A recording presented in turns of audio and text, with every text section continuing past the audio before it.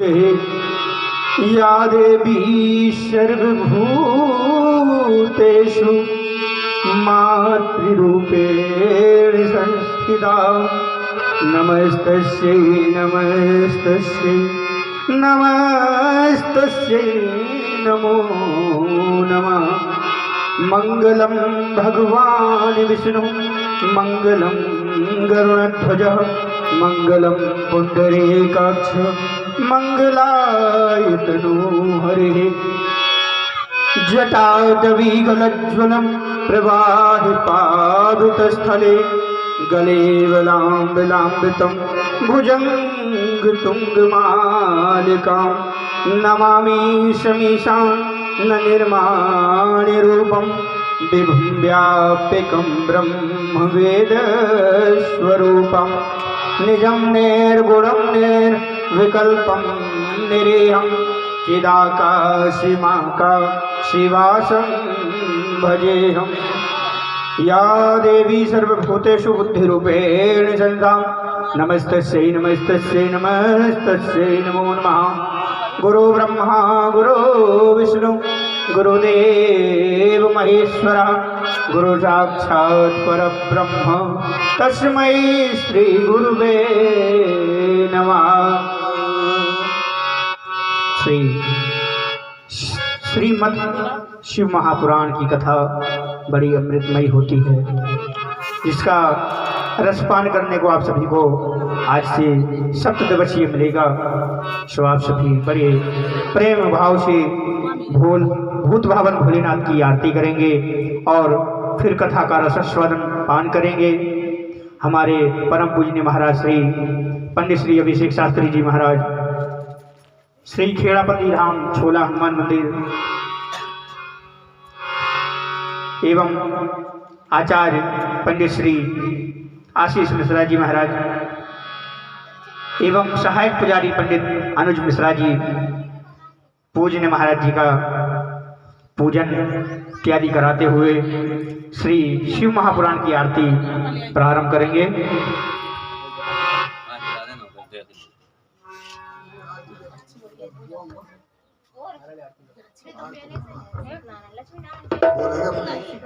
ओम ज्वालामालिन्ये नमः। चंद्रमा मनसो जातस्य सूर्यो अजायतो सूत्राद्वायुः प्राणस्य मुखात् अग्निर्जायतो।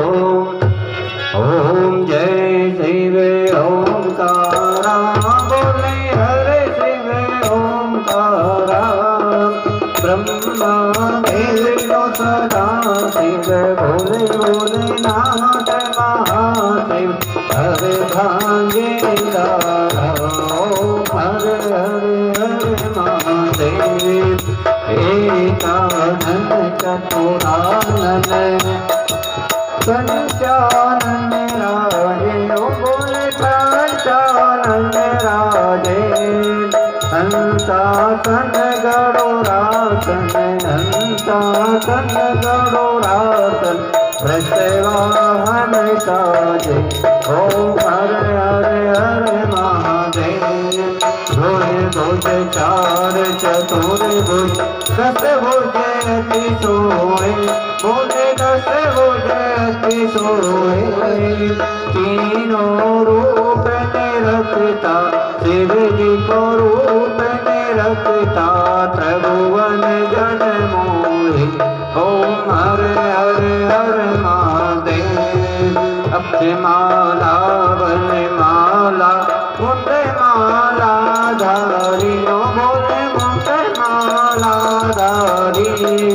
चंदन मृग मद सोए चंदन मृग मद सोए भोले सुरारी। ओम हरे हरे हरे महादेव। श्वेतांबर पीतांबर बाघांबर आगे ओ बोले बाघांबर आगे। सनकादिक ब्रह्मादिक सनकादिक ब्रह्मादिक भूतादिक शक्ति। ओम हरे हरे हरे महादेव हरे महादेव।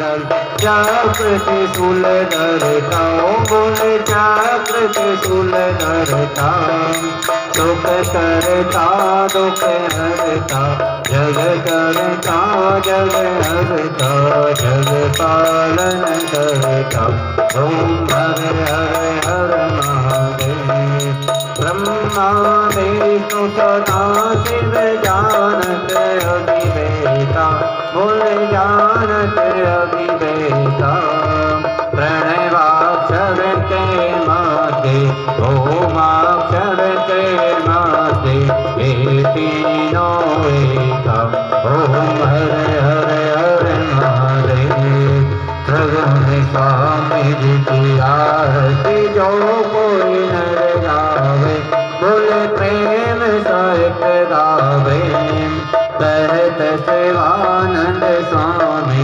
जपत हर हर स्वामी मन वांछित फल पावे ओम हर हर हर महादेव जय शिव ओंकारा बोले हर शिव ओंकारा ब्रह्मा विष्णु सदा शिव भोले भोले नाथ महादेव हर रागे दारा ओम हर हर हर महादेव कर्पूर गौरम करुणावतारम संसार सारम भुजगेन्द्रहारम सदा वसंतम हृदयारविंदे भवं भवानी सहितं नमामि मंदार माला वरदाल गाय कपाल माला जिसे गिरायो दिगंबराय च दिगंबराय नमः शिवाय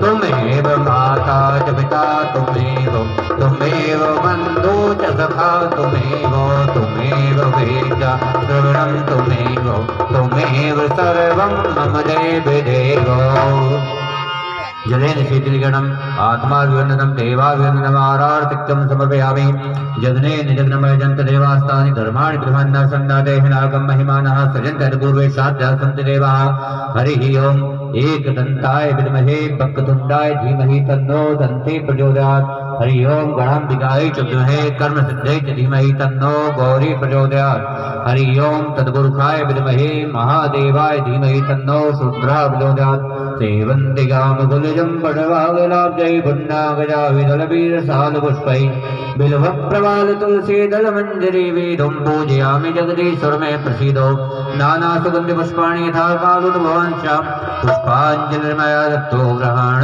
परमेश्वरो बोल शंकर भगवान की जय बाल गोपाल जी महाराज की जय श्री व्यास जी महाराज की जय सुखदेव भगवान की जय श्री सूत जी महाराज की जय पुराण पुरुषोत्तम भगवान की जय श्री शिव महापुराण कथा की जय सभी भक्तों की जय नमः पार्वती पतये हर हर महादेव। सभी अपने अपने स्थान पर बैठ जाएं, कथा श्रवण करेंगे। इसके पश्चात पुनः आरती होगी। आरती के बाद पश्चात प्रसाद लेकर फिर अपने घर को जाएंगे। नमस्कार, मैं व्यास मंच से हमारे समस्त शक्तिपीठ देव पूज्य स्थान देव भगवान, इष्ट देव भगवान, कुलदेव भगवान, ग्राम देव भगवान को साष्टांग एवं दंडवत प्रणाम करता हूँ।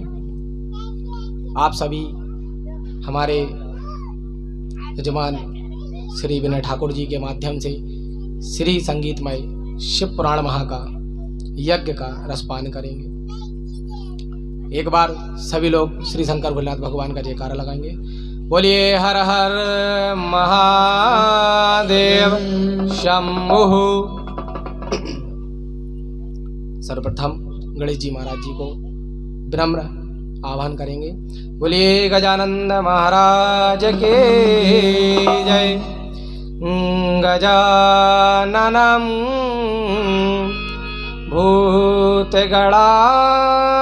भूतगणाधिसेवितं कपेत्यजम्बो फलचारुभक्षणम् उमासुतं शोकविनाशकारकं नमामि विघ्नेश्वरं स्वरपादपङ्कजं नमो देव्यै महादेव्यै शिवाय सततं नमः। नमामि प्रकृते भद्राय नियंता प्रध्यानेश्वरा। बोलिए श्री शंकर भोलेनाथ भगवान की जय। तो हम सभी भगवान शिव को प्रातःकाल बारंबार एवं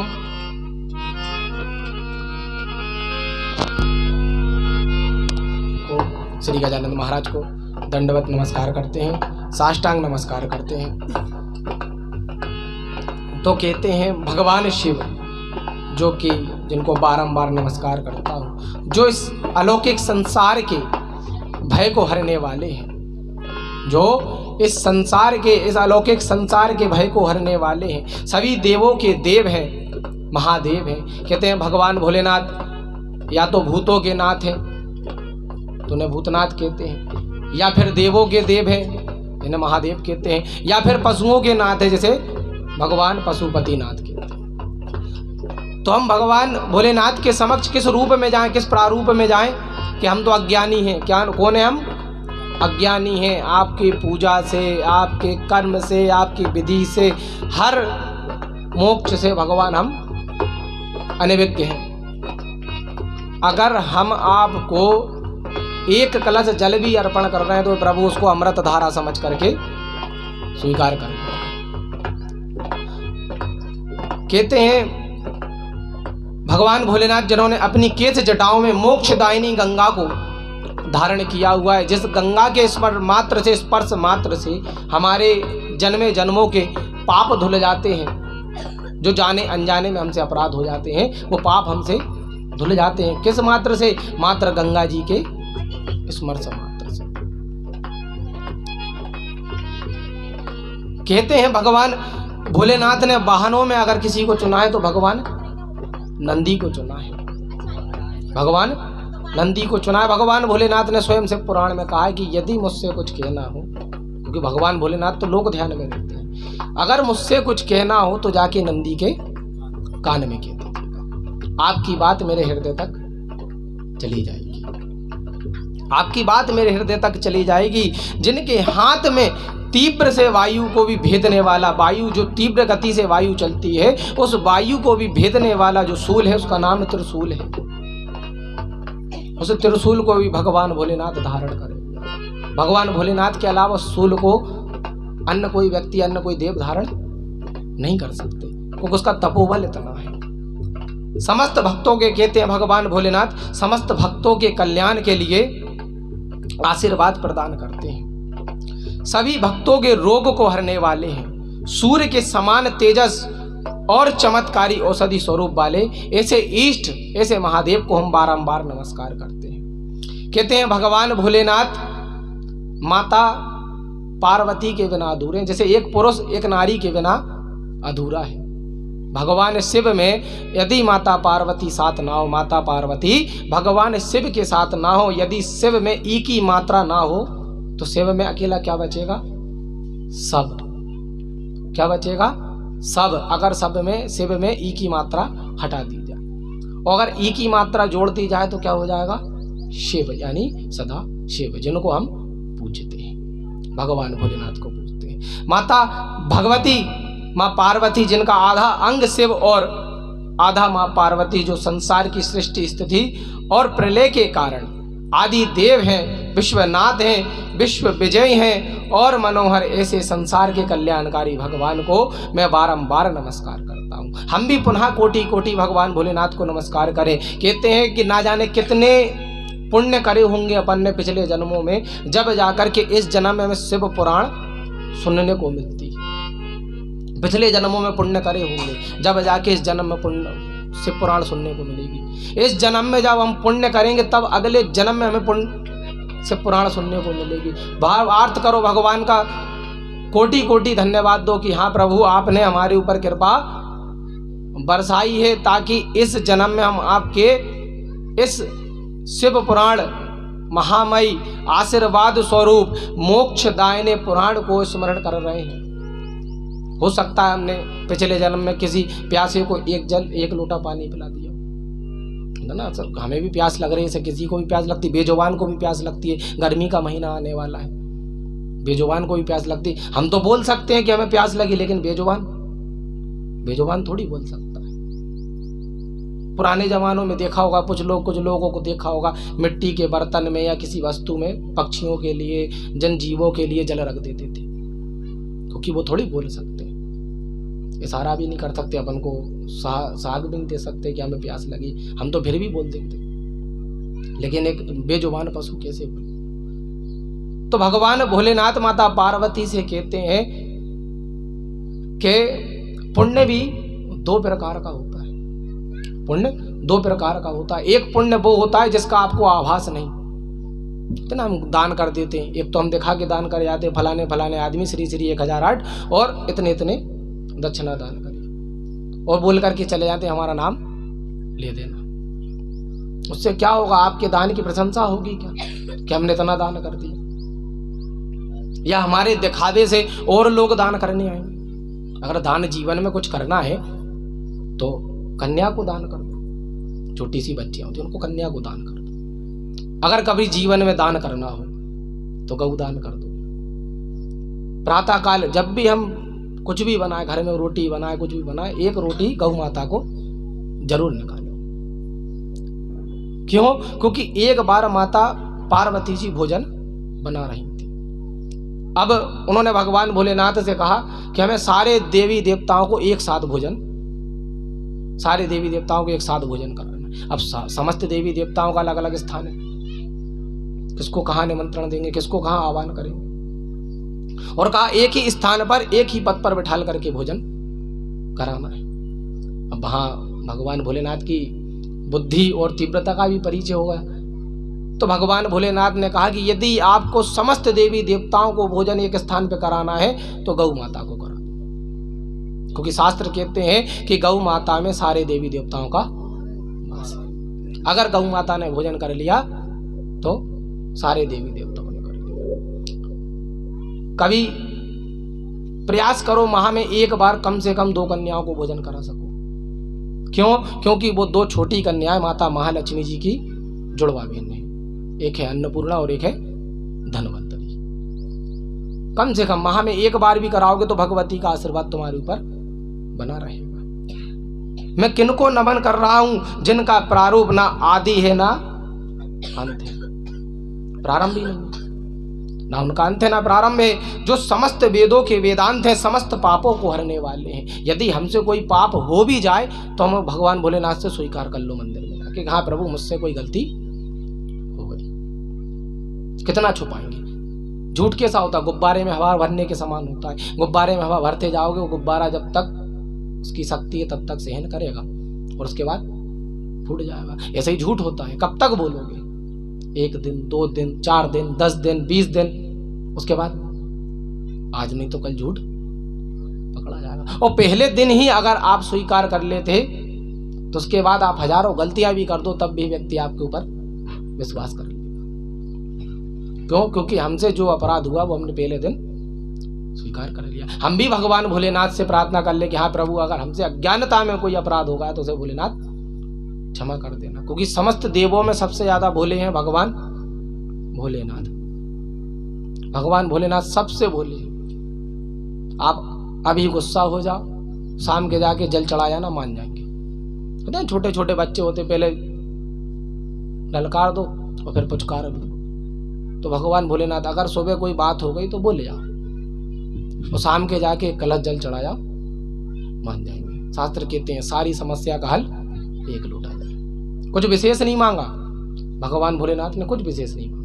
जल जो हमें कहीं से खरीद के ही नहीं लाना, जल हमें कहीं से खरीद के नहीं लाना, जो हमें पर्याप्त है, जो प्राप्त है, उसी से भगवान भोलेनाथ प्रसन्न है। भगवान गणेश जी महाराज दूबा में प्रसन्न है, कुछ विशेष नहीं चाहिए। माता भगवती जासुन के पुष्प में प्रसन्न है, उन्हें भी कुछ विशेष नहीं चाहिए। भगवान महादेव और माता पार्वती जी जिनके श्री चरणों में बारंबार नमस्कार करता हूं, भगवान भोलेनाथ माता पार्वती से कहते हैं कि हम एक ऐसे सनातन वैदिक धर्म में, ऐसे सनातन धर्म में हैं, भगवान शिव के समान धर्मलीन हैं। हम ऐसे धर्म में निवास करते हैं, ऐसे सनातन वैदिक धर्म में निवास करते हैं, ऐसे कर्म को पूछते हैं जिसके एक एक कण कण में भगवान शंकर का वास है। कहते ना, हम किसी जीव की हत्या नहीं करते। अगर हमें सर्प दिख जाए तो हम कहते भगवान भोलेनाथ, बानर दिख जाए हनुमान जी महाराज। भले घर में चूहा कितना भी उथल पुथल कर दे लेकिन उसको मारते नहीं है। क्यों? गणेश जी की सवारी है। कहते ना, चलो खा गए तो खा गए, गद्दा पटा दिया तो पटा दिया, लेकिन नहीं किसी को मारो नहीं, क्योंकि कहीं ना कहीं किसी ना किसी जीव में भगवान का वास है। ऐसा कि वैदिक धर्म जो कि सनातन भगवान शिव के समान है, धर्मलीन है, जिसका ना प्रारंभ है और ना ही अंत है, कहीं लेख भी नहीं है। अब महर्षि महामुनि ऋषियों ने वर्णित किया है, जिसमें हम 4 युगों में वर्णित हैं। हमारे कितने युगों में वर्णित हैं? 4 युगों में। बात करते हैं सतयुग की। सतयुग काल की जो आयु है वो शास्त्र अनुसार 17,28,000 वर्ष है। 17,88,000 वर्ष रही। इस युग में, इस युग का जो पवित्र धाम था भगवान भोलेनाथ के, इस युग में जो पवित्र धाम था वो पुष्कर, सुना होगा। पुष्कर स्थान सतयुग का पावन धाम था। जो सतयुग काल में भक्ति पूजन इत्यादि करते थे वो कहाँ जाते थे? पुष्कर जाते थे। इस युग में 4 कुछ मनोबल कहे गए थे। एक सत्यता, एक पवित्रता, एक तपस्या और एक दयालुता। लोग सत्य भी बोलते थे, पवित्र भी रहते थे, दूसरों के प्रति दयालुता भी थी और पुण्यात्मा भी थे। दान ऐसा नहीं कि किसी को अन्न ही दान कर दिया, किसी को धन ही दान कर दिया। दान बहुत विशेष प्रकार के होते। अगर कोई प्यासा है उसको 1 जल पानी पिला दिया, ये भी सर्वश्रेष्ठ दान है, क्योंकि उसने अंतरात्मा से ना जाने कौन सा पुण्य या कौन सा कर्म आपके लिए कर दी, कौन सी प्रार्थना आपके लिए कर ली। कुछ ना कुछ तो उसने आपके लिए विचार किया कि हाँ प्रभु, मैं इनको नहीं पहचानता था, लेकिन इन्होंने विपरीत अवस्था में मेरी सहायता करी है, विपरीत स्थान में मेरी अवस्था की है। हे प्रभु, हे शंकर भोलेनाथ भगवान, हे इष्ट देव भगवान, इनकी मनोकामना पूरी करना। ये कौन कहेगा? जिसको हमसे स्वार्थ नहीं होगा वो व्यक्ति करेगा। जिसको स्वार्थ सिद्ध होगा वो मुंह पे आकर के बोलेगा, और जिसको स्वार्थ नहीं होगा वो मन से अंदर से कहेगा कि हाँ प्रभु, आज इन्होंने हमारी इच्छा पूरी करी है, भगवान जब जब इसे आवश्यकता पड़े इसके कष्ट दूर कर देना। कहते हैं कि सतयुग के राजा हरिश्चंद्र जी थे, भगवान राजा राम के वंशज। कौन थे? राजा हरिश्चंद्र। एक दिन राजा हरिश्चंद्र ने स्वप्न में देखा कि मैंने अपना सब कुछ विश्वामित्र जी को दान कर दिया, सब कुछ विश्वामित्र जी को दान कर दिया। ऐसा मन में सिर्फ सपने में देखा था, ना कि सत्यता में नहीं किया था। मन में क्या विचार किया कि मैंने सब कुछ विश्वामित्र जी को दान कर दिया। ये क्या थी? ये एक परीक्षा थी। किसकी? राजा हरिश्चंद्र की। क्योंकि तुम जन्म से राजा हो, और अगर कोई व्यक्ति जन्म से राजा हो या कोई निर्धन हो तो भगवान उसकी परीक्षा जरूर लेंगे, क्योंकि उनका अधिकार है, भगवान का अधिकार है कि वो तुम्हारी परीक्षा जरूर लेंगे। हम अगर कष्ट में हैं, हम अगर समस्या में हैं, तो हमारी समस्या किससे दूर होगी? हम कितना ही भगवान को सुनागा, जब तक हमारी भगवान परीक्षा नहीं लेंगे तब तक हम पास नहीं होंगे। राजा हरिश्चंद्र ने विश्वामित्र जी से कहा कि हे महामुनि, हे श्रेष्ठ महामुनि, मैंने आज स्वप्न में देखा है कि मैंने आपको सब कुछ दान कर दिया। तो विश्वामित्र जी ने कहा कि चलो स्वप्न में ही सही, आपने स्वप्न में ही सही दान तो किया, आज मुझे सब कुछ दान कर दो। विश्वामित्र जी भी उनकी परीक्षा ले रहे थे। विश्वामित्र जी की परीक्षा के अनुसार सब कुछ दान कर दिया। अब राजा हरिश्चंद्र जी और उनकी पत्नी घर से बेघर हो गए, कुछ है ही नहीं। एक साड़ी पहन करके राजा हरिश्चंद्र की पत्नी घर से चली गई। राजा हरिश्चंद्र रोजगार के कार्य में, रोजगार कहीं छोटा सा व्यवसाय मिल जाए, कहीं छोटा सा रोजगार मिल जाए, कहीं रोजगार नहीं मिला। राजा हरिश्चंद्र की जो पत्नी थी वो भी रोजगार के लिए कहीं ना कहीं भटकती रहती थी। आज किसी के बर्तन मान दिए, कल किसी के गैया का गोबर फेंक दिया, कहीं किसी का गौशाला संभाल, लेकिन कोई नहीं। लेकिन कहते ना भगवान अगर परीक्षा लेंगे तो उसमें कहीं ना कहीं हमें कष्ट देखने को जरूर मिलेंगे। बिना दुख के सुख नहीं आता। अगर आज हम दुख को भुगत रहे हैं तो ये मानिए आप कहीं ना कहीं हमें सुख जरूर प्राप्त हो जाएगा, क्योंकि हम जीवन भर एक पैर से थोड़ी चल सकते हैं। कभी उल्टा पैर आगे रखे तो कभी सीधा पैर आगे रखे। तो जो राजा हरिश्चंद्र के पुत्र थे उनको एक दिन भगवान की माया से किसी सर्प ने डस लिया। यहाँ राजा हरिश्चंद्र जी अपना काम भी करते थे। मरघट में उनका एक छोटा सा कार्य मिल गया था कि जो भी सैया है उसको जलाना है, जो भी मृत शरीर है उसको जलाना है, जो भी मृत शरीर है उसको जलाना है। समिधा की उपलब्धि करा देना, जो लकड़ी है वो लगा देना और जला देना। कहते ना कि जब दुख आता है तो एक बार हमें अपनों को भी देखना पड़ता है उस दुख में। हमारे कहते ना कि भगवान सबका भला करे लेकिन पहले मुझसे शुरू करे। सबका भला करो ऐसा नहीं, लेकिन उस पंक्ति में हम भी होना चाहिए। ऐसा ना हो संसार का भला हो जाए और हम रह जाएं। तो राजा हरिश्चंद्र जी की पत्नी एक छोटे से बालक को, ज्यादा नहीं 9, 9.5, 10 वर्ष का एक छोटा सा बालक हाथ में लेकर के चली गई। उनने देखा कि ये तो और कोई नहीं हमारे ही पतिदेव है, तो यहाँ हमें कोई शुल्क नहीं देना पड़ेगा। क्या नहीं देना पड़ेगा?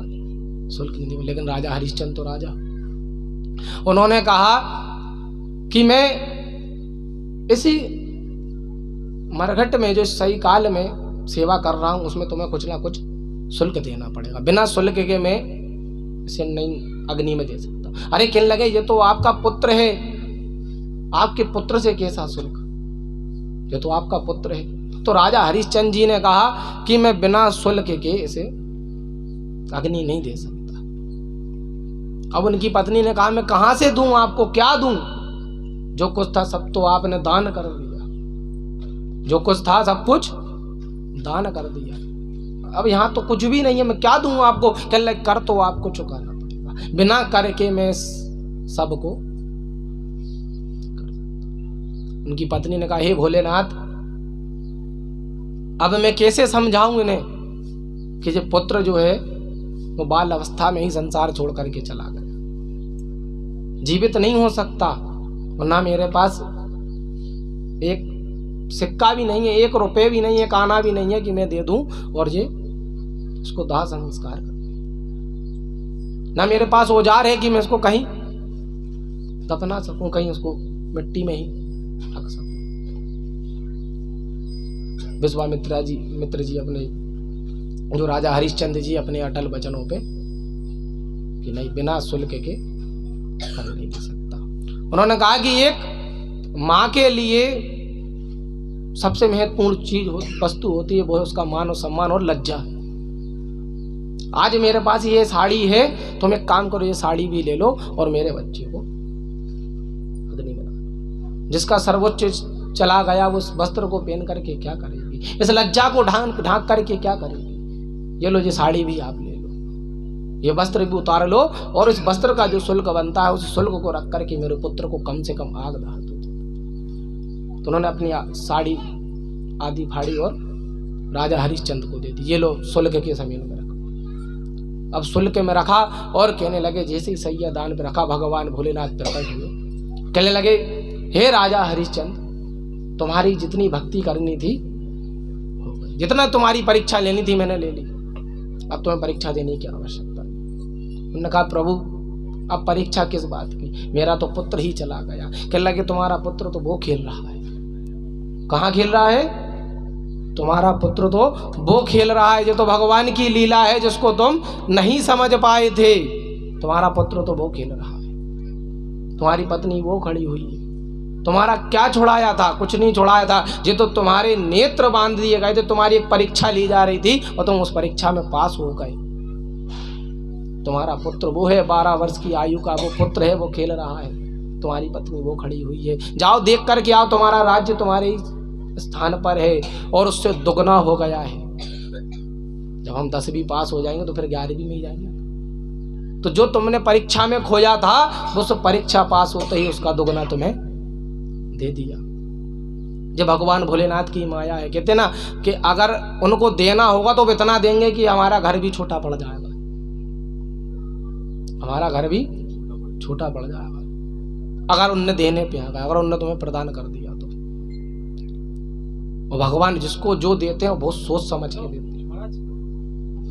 भगवान जिसको जो भी देते हैं बड़ा सोच समझ के देते हैं कि ये इस वस्तु का क्या कर सकता है।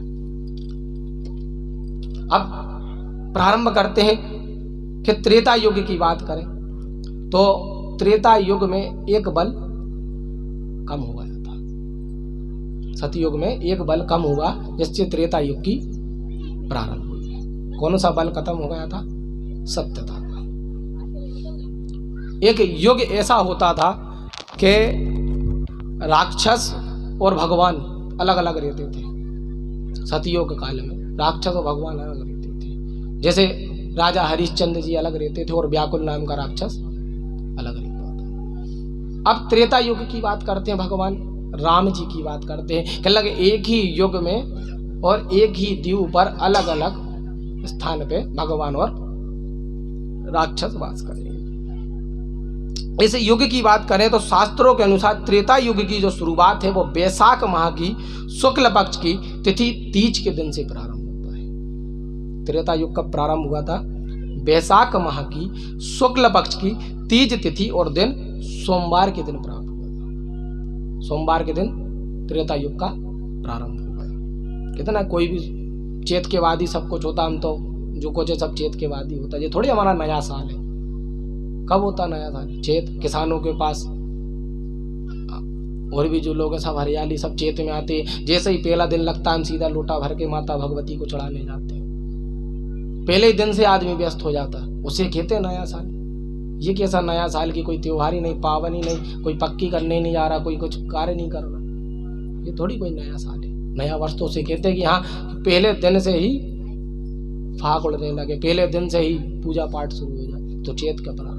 अब जब त्रेता युग का प्रारंभ हुआ तो वैशाख माह की शुक्ल पक्ष की तीज तिथि दिन सोमवार के दिन प्रारंभ हुआ। इसकी जो आयु है वो 12,96,000 वर्ष रही। इस युग का जो पावन धाम है वो नेमी सारण्य तीर्थ है। जो हम कथा सुनते हैं ना भगवान सत्यनारायण की, आचार्य जी बोलते हैं एक समय नेमी सारण्य में, कहते ना एक समय नेमी सारण्य में, मतलब जो कथा होती है जो पूजन जो त्रेता युग का जो पावन धाम था वो नेमी सारण्य तीर्थ।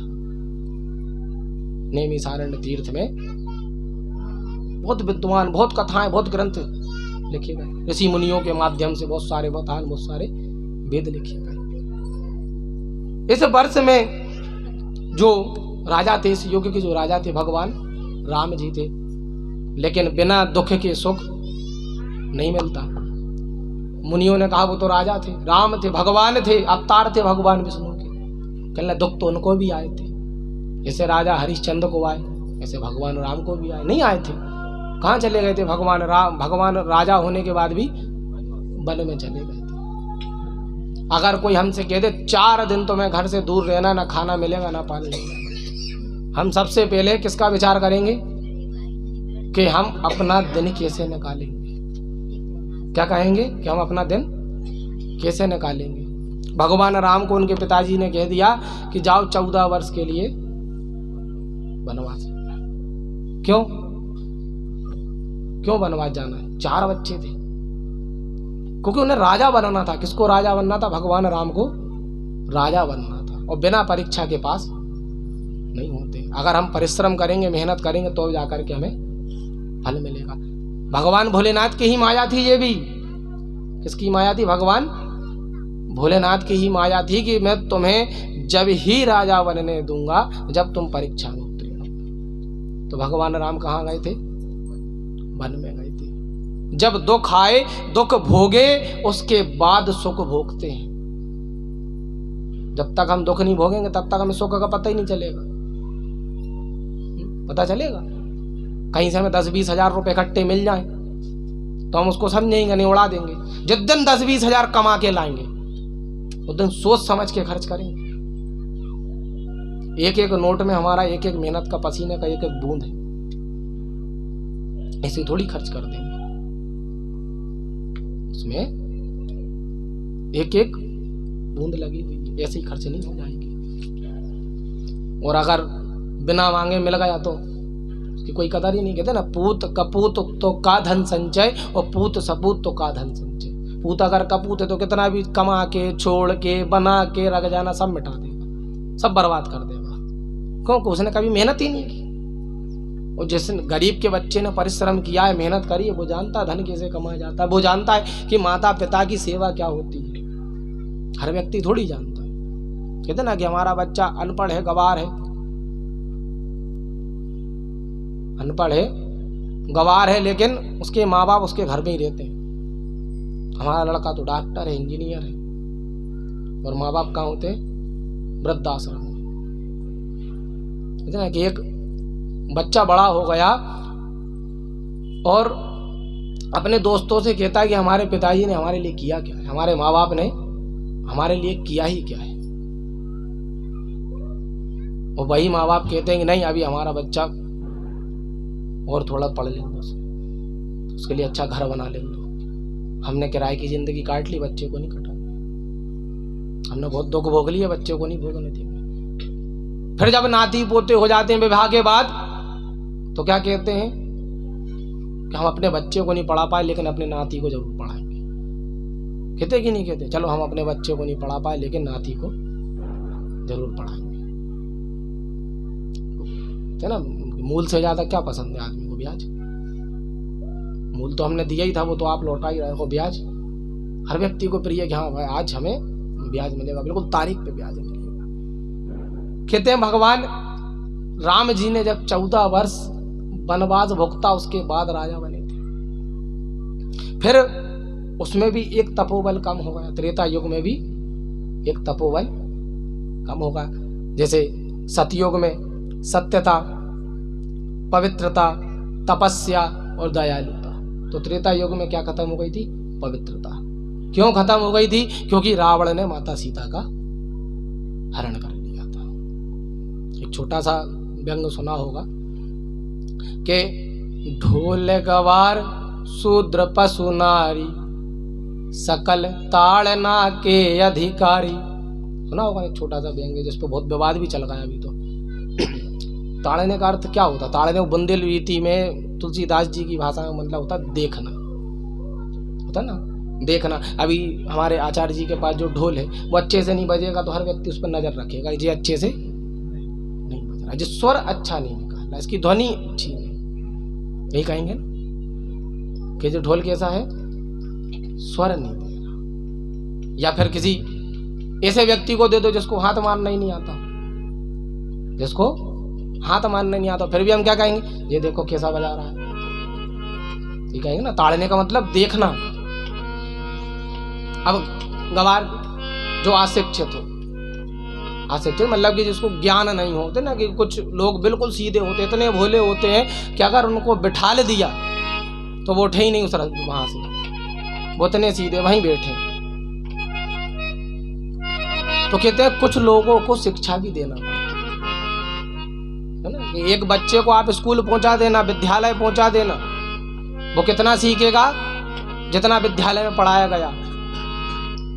और सबसे ज्यादा किससे सीखेगा? अपनी माँ से सीखेगा, क्योंकि कहते हैं संसार में सबसे बड़ा गुरु कौन है? माँ बाप है।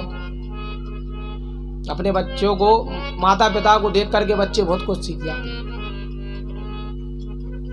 बहुत सी चीजें सीख जाते। नहीं, हमारे माँ बाप ने दुख भोगे, हमें नहीं करना ऐसा काम कि हमारे माता पिता को हमारी वजह से दुख भोगना पड़े। होते ना देखने के लिए बच्चा बहुत बोल कहा कि हमारे माता पिता ने बहुत दुख भोग लिए, अब नहीं मैं चाहता हूं कि वो दुख भोगे, अब मैं कुछ ऐसा करके दिखाऊं कि मेरे माता पिता को सुख की प्राप्ति। तो बिना सुख, बिना दुख के नहीं आता। कोई भी सुख बिना दुख के नहीं आता। कहीं ना कहीं हमें दुख भोगना ही पड़ता है। अब द्वापर युग की जब प्रारंभता हुई तो कहते हैं पवित्रता उस युग में चली गई, बिल्कुल विलुप्त हो गई उस युग में पवित्रता। कि अब नहीं, क्या रहेगा? एक रहेगा पुण्य और एक रहेगा दयालुता। पुण्य क्या था? जो पांडवों ने की। तो सभी एक समान है। कौन है? जो सभी एक समान है। इंद्र भी देव है, अग्नि भी देव है, चंद्र भी देव है, सूर्य भी देव है, शनि भी देव है, बुद्ध भी देव है, भगवान गणेश जी महाराज भी देव है। ईश्वर कौन है? वो तो महादेव है। अरे ईश्वर कौन है? साक्षात रूप में सृष्टि पे ईश्वर कौन है? माता पिता ही तो ईश्वर है। क्यों? ऋषि मुनियों से पूछा कि माता पिता कैसे ईश्वर हो गए, माता पिता कैसे भगवान हो गए? माता पिता कैसे भगवान हो गए? माता पिता को किसने भगवान का दर्जा दे दिया? क्या लगे स्वयं भगवान ने दर्जा दे दिया। किसने दे दिया? भगवान ने। क्या लगे इस पृथ्वी को जब बनाया, संसार की रचना हुई, संसार को बनाया गया, तो इस संसार को देखने के लिए भगवानों की भीड़ लग गई। जरा हम देख के तो आए, लगती कैसी है धरा। धरा लगती कैसी? अभी हमने देखा ही क्या है। अभी हम भोपाली घूम के कहते हैं बहुत सुंदर है। हमारे महाराज जी वृंदावन छोड़ करके भोपाल में निवास हो गए। नहीं, अब केरला हम तो भोपाल में ही रहते। अब अगर हम संसार घूम लें फिर हम भगवान से क्या कहेंगे? नहीं प्रभु, हमें तो इसी संसार में रहना है। कहाँ रहना है? इसी संसार में। तो भगवान कहेंगे कभी पुण्य किए हो तो इस संसार में छोड़ें, कभी पुण्य किए हो तो संसार में छोड़ें, और नहीं किए होंगे तो फिर कुछ तो भुगतना पड़ेगा। कहते हैं द्वापर युग का प्रारंभ हुआ, और जो द्वापर युग का प्रारंभ हुआ था वह माघ माह की कृष्ण पक्ष की अमावस्या के दिन हुआ था। तो द्वापर युग प्रारंभ हुआ था, कब हुआ था? माघ माह की कृष्ण पक्ष की अमावस्या के दिन। क्यों? क्योंकि भगवान विष्णु को कृष्ण अवतार जो लेना था, भगवान विष्णु को किसका अवतार लेना था? कृष्ण अवतार। कहते ना भगवान कृष्ण का जन्म कब मनाया जाता है? आधी रात को, अमावस के दिन हुए थे। लेकिन उनको भी दुख भोगना पड़े, पता है? भगवान कृष्ण भी राजा बने लेकिन उन्हें भी दुख भोगना पड़ा। जन्म किसी और ने दिया था, जन्म किसी और ने दिया, पाला किसी और ने और खिलाया किसी और ने। यशोदा माई तो बहुत व्यस्त रहते थे अपने जीवन में, तो उनके घर की जो चरवाहिका थी वो उनको भोजन करा देती थी कि लल्ला छोटा सा है, बोल नहीं पाता, लो खिला दो। खूब तोड़ फोड़ करी कृष्ण भगवान ने, जो छोटे छोटे बच्चे करते। कहते ना कि संसार में यदि कोई एक पूर्ण पुरुष जन्म लिया है, पूरा एक पुरुष जो जन्म लिया है वो एक है, वो है भगवान कृष्ण।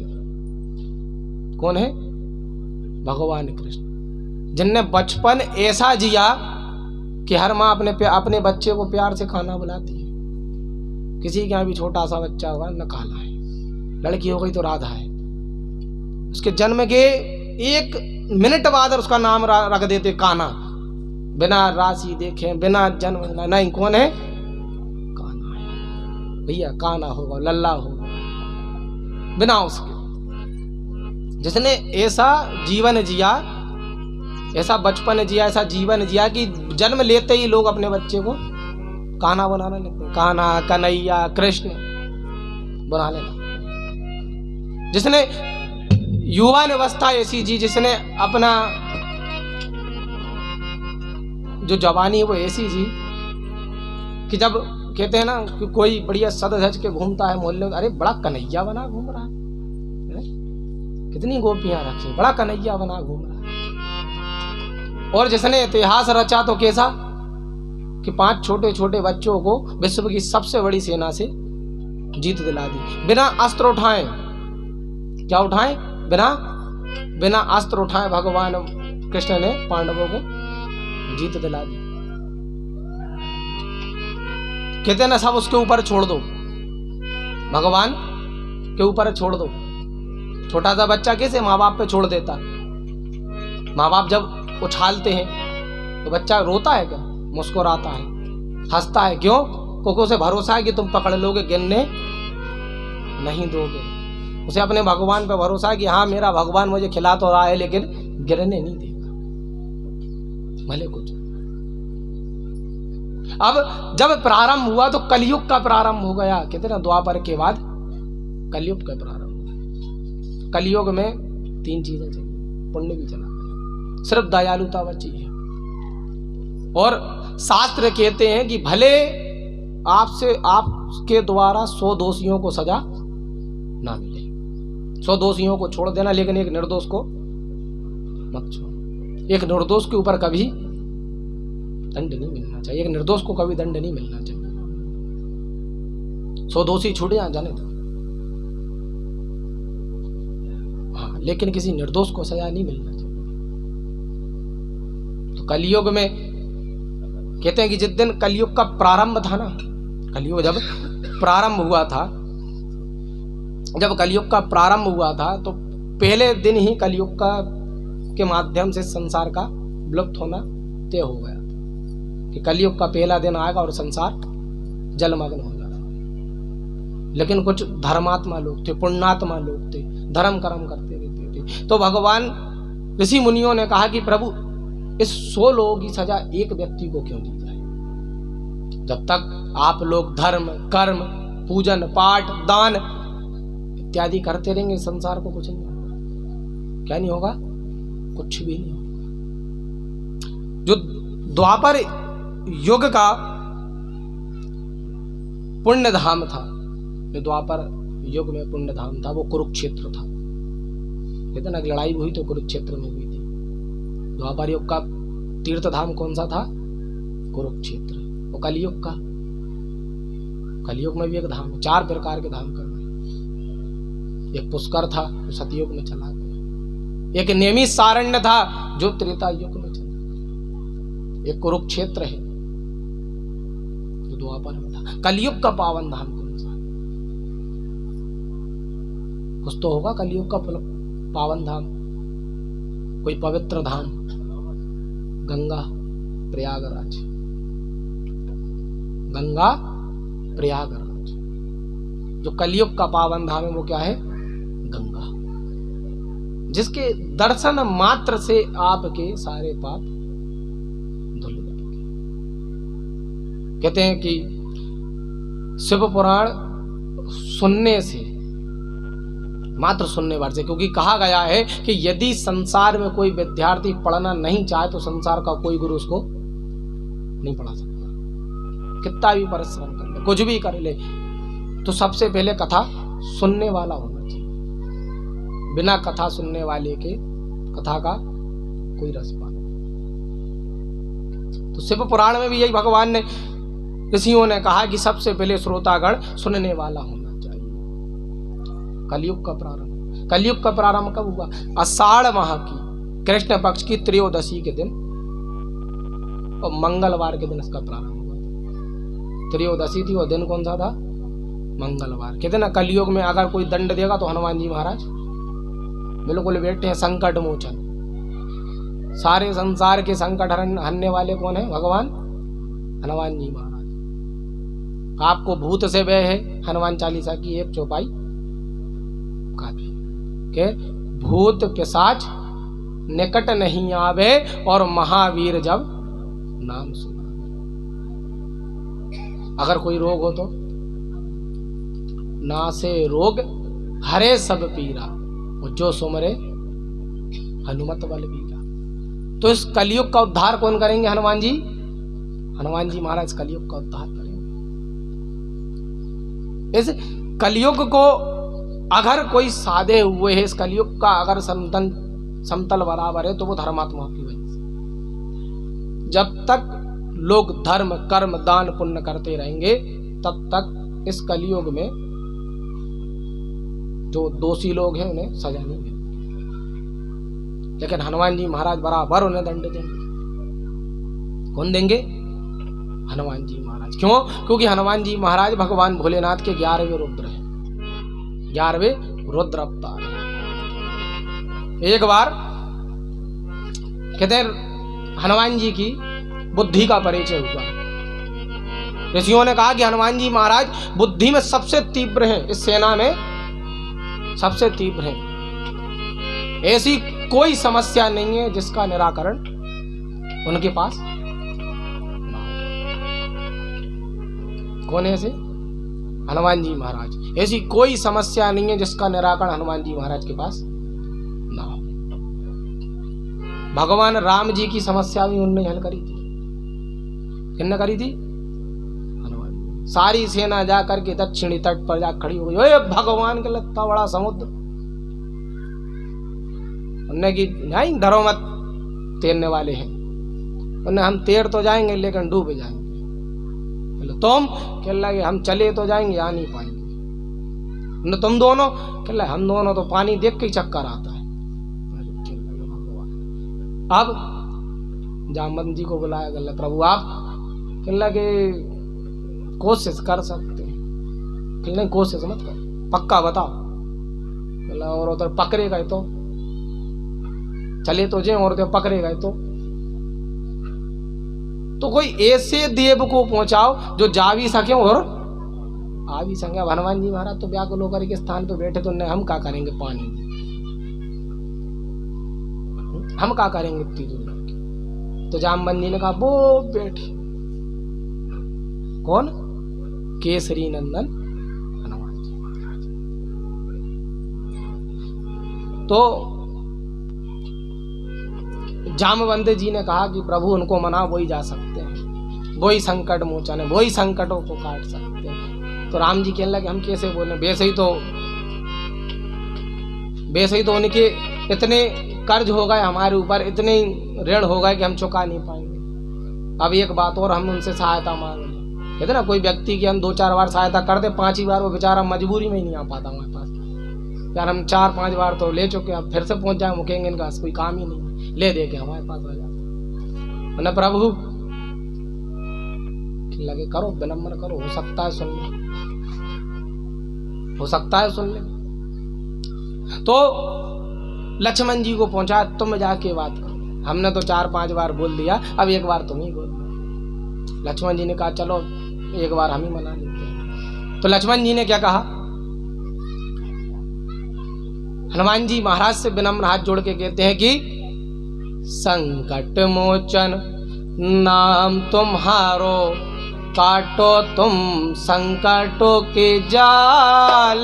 कैसे मनाऊं तुमको अंजनी के लाल। संकट मोचन नाम तुम्हारो, कैसे तुम काटो संकटों के जाल। कैसे मनाऊं तुमको अंजनी के लाल।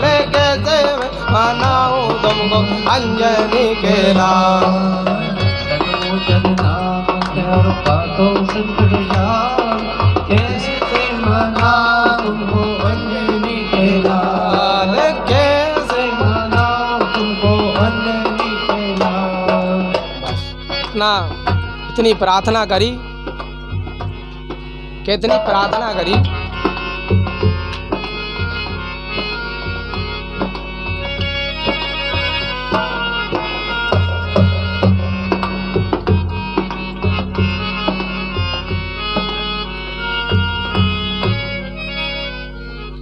कि बस इतनी प्रार्थना करी।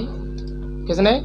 लक्ष्मण जी ने हनुमान जी महाराज से, कि आप तो संकट मोचन हो, अब आप ही कुछ कर सकते हैं। तो हनुमान जी ने कहा कि हम क्या कर सकते, बताओ हम क्या कर सकते हैं? कह लगे एक छोटी सी कृपा और कर दो, इस सांगर को लांग के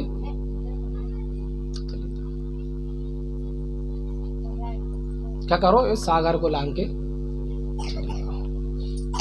अब कहने लगे सागर तो हम लांद जाएंगे, लेकिन वापस कैसे आएंगे? अरे कहने लगे आप तो अष्ट सिद्धि के दाता बोलो, अष्ट सिद्धि के दाता हो, ज्ञान तर्क। तो राम जी से कहा गया कि जब युद्ध की पीड़ा आएगी, जब युद्ध की पीड़ा आएगी तो तुम्हारे पास जो बुद्धिमान लोग होंगे ना, वो ही आपको विजयी दिलाएंगे। कहते ना कि संसार में यदि आपको सफल होना तो एक आलसी आदमी साथ में रखो। कौन रखो? बिल्कुल आलसी आदमी, क्योंकि वो मेहनत नहीं करना चाहता। क्या नहीं करना चाहता? मेहनत नहीं करना चाहता। आप उसको कोई काम बताओगे, उस काम को जल्दी से करने की एक ट्रिक निकाल लेगा। क्या निकाल लेगा? ट्रिक, जल्दी से कैसे कर सकते हैं। जानता नहीं हूँ। कोई आलसी आदमी को काम सौंप दो, वो उसको तुरंत उसको अच्छे सोचेगा ये कैसे हो सकता है। एक आलसी को काम सौंपा कि तुम्हें इस घर की रक्षा कर दी, वो चला तो उसने दरवाजे लगाए, कुंडी लगाई, सो गए। खेल रहा ये क्या किया? खेल लगे देखो मैं वैसे ही तो थक जाता, कब तक किसको देखता, इसलिए हम गेट के पास सो गए। कोई ताला तोड़ता आवाज आ जाती है, उठ बैठते, इसलिए हमने गेट लगा, ताला ही। तो हनुमान जी महाराज की उस समय बुद्धि का परिचय हुआ कि आपकी बुद्धि कितनी काम। ठीक है, तो जो विभीषण थे उनके गुप्तचरों ने सूचना दी कि कल जिससे तुम्हारा युद्ध होगा वो अमर है, अमर है, माया भी है, देखेंगे नहीं। कौन है? अमर है, माया भी है, देखेंगे नहीं, कैसे युद्ध लड़ेगा, देख भी जाएंगे तो मार नहीं सकते। तो उन्होंने कहा हनुमान जी महाराज को याद करो। कहने लगा अभी जब सीता जी का पता लगाने पहुंचाना था तब भी उनको याद करो, सेना बनानी थी उनको याद करो, हर काम में उन्हीं को तो याद करो। बार बार उनको याद करोगे तो वो और चले और जाएंगे सेना छोड़ के। हाँ, कहने लगे फिर वो कहेंगे हम तुम्हारे काम आ रहे, इतनी बड़ी सेना किस काम की, सबको दो थोड़ा थोड़ा काम, हम ही को तुम सौंप रहे हो। उन्होंने कहा एक बार और मना लो। अब किसको मनाने पहुंचा? जामवंत जी को। कहला चलो अब ठीक है, अब कहते ना बड़े बूढ़ों की बात कोई नहीं काटता। तो जामवंत जी भी कहाँ चले गए? हनुमान जी को। कहने लगे कि हनुमान जी महाराज है केसरी नंदन पुत्र, कल अमर सेना से युद्ध होना है। हनुमान जी कहने चलो कल देखेंगे। अरे कहने आपने तो 2 शब्दों में ही टाल दी, कहने कल देखेंगे। तो ना माँ बाप से कुछ कह दो कि हमें ये चाहिए, हाँ बेटा जाओ। हमने बताओ कितनी परिक्रमा कितनी मेहनत करी, उसके बाद उन्होंने 2 शब्दों में कह दी जाओ देखिए। लेकिन भाव ने विचार कर लिया कि हाँ इसको दिलाना है, नहीं तो 2 दिन खाना नहीं खाया। जी किसने सोच लिया? भगवान ने सोच लिया भक्त के लिए। अब हनुमान जी महाराज सुबह रणभूमि में पहुंचे। जब रणभूमि में पहुंचे तो वहां सेना देखी, तो और भी कलाकार लोग थे राम जी की सेना में, उन्हें सब पीछे रही। कहला काहे? कहला अमर सेना कब तक मारोगे, खुद ही को लगेगी। मायावी सेना है, पता चले किसी को तलवार घुमाई तो कोई गायब होगा, लौट के अपन में ही लग गई, फिर तुम थोड़े से दूर रहिए। है ना, माँ बाप कहते ना अपने बच्चों से बेटा फलाना आदमी थोड़ा दूर रखियो उसको, उस आदमी से दूर रहियो। काहे? क्योंकि भगवान बहुत अच्छे से चीनते हैं कि कोई आदमी कैसे है, जानते नहीं भगवान के हाथ कौन व्यक्ति। तो माँ बाप कहते नहीं बेटा उसकी संगति मत कर, कुसंगत आदमी है। अब रणभूमि में सेना तो उतर गई, रणभूमि में सेना उतर गई। अब कहने लगे हनुमान जी महाराज का परीक्षा। हनुमान जी महाराज रणभूमि में गए और 2 पल में पूरी सेना को विलुप्त ही कर दिया। तो जामवंत जी ने कहा अरे सेना कहाँ गई, इतनी बड़ी सेना थी कहाँ गई? वो देखो वो चमक रहा है सबके सब। कहाँ चमक रहा है? तारों की तरह। गुरुत्वाकर्षण के बाहर ही फेंक दिया हनुमान जी ने उठा के, उड़ते रहो। मरना तो है नहीं, कटोगे है नहीं, तो क्या कर सकते हैं? हनुमान जी महाराज ने पूंछ में लपेटा और पूरी ताकत से फेंक दिया। शास्त्र कहते हैं कि वो कहाँ चले गए सबके सब? गुरुत्वाकर्षण के बाहर, पृथ्वी के बाहर ही चले गए, उन्हें जाओ भटकते रहो। अब रावण ने कहा अपने गुप्तचर से, रावण ने अपने गुप्तचर से कहा कि बताओ सेना क्या लेकर आए हो? है राम का सर काट के लाए? किसका सर काट के लाए? कहला जो सेना पर पहुंचाई थी वही नहीं मिली। कहला कहाँ गई? कहला हनुमान जी महाराज ने बाहर ही फेंक दी। अब भगवान भोलेनाथ की बड़ी महिमा है, कहते ना कि जो मांगना है वो मांग लो। तो अगर नाराज भी हो जाओगे तो भोलेनाथ भगवान आपसे रुष्ट नहीं होंगे, इतने भोले हैं कि मान जाते, जो कहोगे कह देंगे।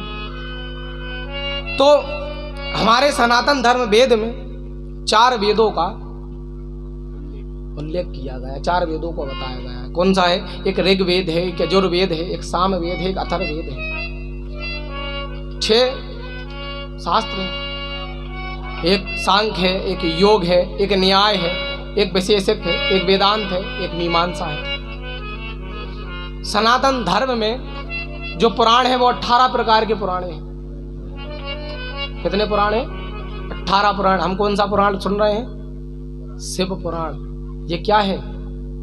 भगवान के अंगों में तिलक कहा गया है। शिव पुराण को भगवान के अंगों में तिलक कहा। कहते ना कि अगर कोई सूना माथा घूम रहा तो कैसा लगेगा? तो हम टीका ही लगा लेते।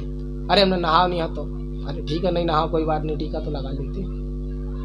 या थोड़ी कही भगवान ने कि तुम पूरा चोला लपेट लो, टीका लगा लेते तो नाक लगते हैं कि हाँ तुम सुशोभित समझते, तिलक लगा करके। तो हम जिस पुराण का श्रवण कर रहे हैं वो कौन है? शिव पुराण। किसके कथार्थ में वेद व्यास जी ने श्री भगवान शिव की महिमा से पुराण का लिखा। इस पुराण में उनकी कथावत लिखी। इधर कुसंगति और शुभ संगति हमें कहीं ना कहीं फल प्रदान करती है, कहीं ना कहीं हमें फल देती है। तो कहते हैं जब हम कोई भी काम करें, कोई भी किसी भी कार्य को प्रारंभ करने का विचार बनाए, भगवान भोलेनाथ का या माता पार्वती का, जिनको आप मानते हो अपने इष्ट का स्मरण करें, ताकि आपको कहीं कोई दुख ना हो, कहीं कोई कष्ट ना हो, उसमें कोई विघ्न ना आ जाए, इसमें कोई समस्या उत्पन्न ना हो जाए। अब माता पार्वती ने कहा कि कोई व्यक्ति या कोई भी पार्थिक आपकी भक्ति कैसे पा सकता है, कैसे कोई शिव पद को प्राप्त कर सकता है? क्योंकि शिव बड़ी महिमा है शिव जी की, हर कोई थोड़ी शिव पद को प्राप्त कर सकता है। हजारों लोग हैं। भगवान शिव ने किसको चुना पता है? किसको चुना? अपनी सेवा के लिए भगवान ने, शिव ने किसी को चुना है? किसको? भूतों को। किसको चुना? भूतों को। भगवान शिव के साथ कौन रहते? भूत ही रहते। कौन रहते? और एक उनका अवतार ऐसा है कि वो भूत भगाते हैं। हनुमान जी महाराज एक बुलाते हैं, दूसरे भगाते हैं। अब क्या करें? तो भूत भी परेशान है। तो उन्होंने कहा प्रभु ऐसा करो, कोई सी भी लीला करो, लेकिन हमें समस्या नहीं होना चाहिए। तो भगवान भोलेनाथ ने कहा कि अब तुमसे कोई पूछे तुम कौन हो, तो क्या कहोगे? हम भूतनाथ हैं। किसके घर से आए हो? भूतनाथ के घर से हो। बाबा भूतनाथ कौन है? भगवान भोलेनाथ। कौन है? भगवान भोलेनाथ। बड़े भोले, जो मांगोगे सब मिल जाए। जरूर नहीं कि तुम कुछ भी चढ़ाओ वहां, ऐसे ही बोल करके। एक चीज और बड़ी गलत है हमारे अंदर कि जब हम किसी धार्मिक स्थल के सामने से जाते हैं तो गाड़ी का हॉर्न बजाते हुए नमस्कार करके जाते हैं। अब ये नहीं होना चाहिए।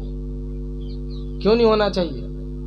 कि अगर मान लो हम ही रात भर के जगे हैं, अगर हम रात भर से सोए नहीं हैं और जब सुबह सोएंगे और कोई हमारे घर के सामने से गाड़ी से पे पे पे पे करता हुआ जाएगा तो हम उसको आशीर्वाद देंगे क्या?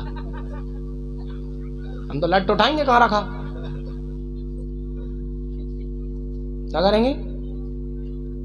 लट उठाएंगे, कहाँ रखा, जरा उठाओ तो कौन बजा रहा? और हम हारन बजाते हुए जा रहे हैं। भगवान आशीर्वाद काय को देंगे?